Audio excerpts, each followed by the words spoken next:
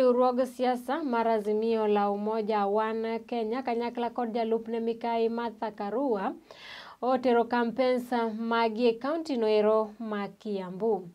Jotelo goeko mabende no bago rally makamano ero e lap ma Kirigiti Kiambu County odhi nyime kod jiwo jopiny ma Kiambu kono ero biego kura ne riwruog siasa mar Azimio la Umoja One Kenya yiero maduong' ma pacho kaendi chieng' tich ariyo mar juma manyien.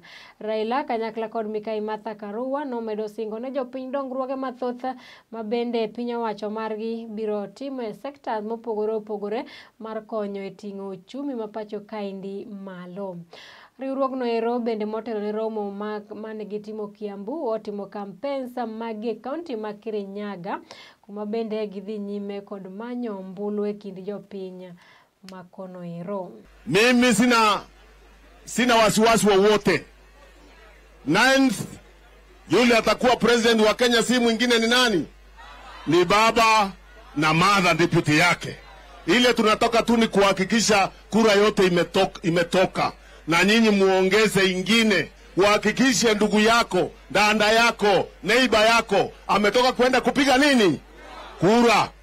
Na agenda ya kilimo ya baba kwa kifupi. Kwanza amesema atateremusha cost ya kulima. Ile gharama ya kilimo, mambo ya fertilizer, mambo ya mandawa, mambo ya mbegu, yote ateremushe ndio gharama ya kulima iwe chini, mkulima aweze kupata nafuu na aweze kuendelea.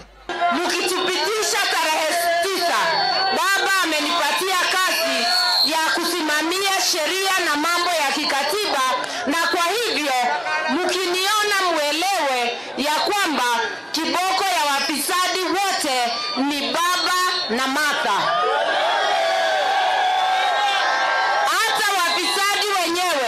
Wanaelewa ya kwamba mimi sicheki na sichezi masaa ya kazi. Kwa hivyo tutawapagia wote kwa njia ya kisheria, hakuna mtu tutaonea. Hata hao wapinzani wetu wanabweka kila mahali, mimi nawahakikishia vile nimeelezewa na rais mtarajiwa, kila mtu atakuwa sawa chini ya sheria. Awe ni mtoto wangu, awe ni mtoto wake, awe ni ukoo, awe ni mpinzani, sheria ni moja. Atuanajia stadium kila county. Hiyo stadium mliona mambo mengi walikuwa wameahidi. Sasa wanaahidi vijana bilioni 100 vijana, bilioni 100 kina mama na kadhalika. Hiyo yote ni takataka. Ahadi yao ni kama kunyamba kwa punda.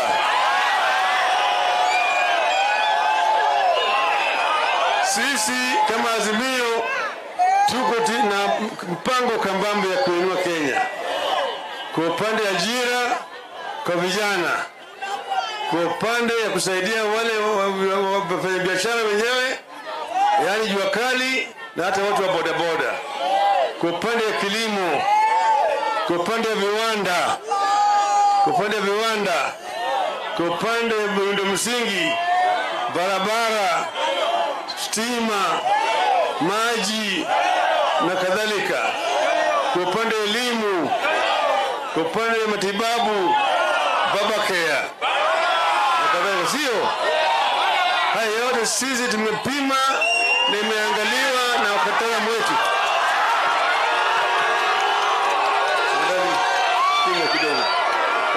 Hello, weke mabango chini tafadhali vijana, ili niweze kuona sura yao watu na wanione vile vile. Ndio sawa sawa.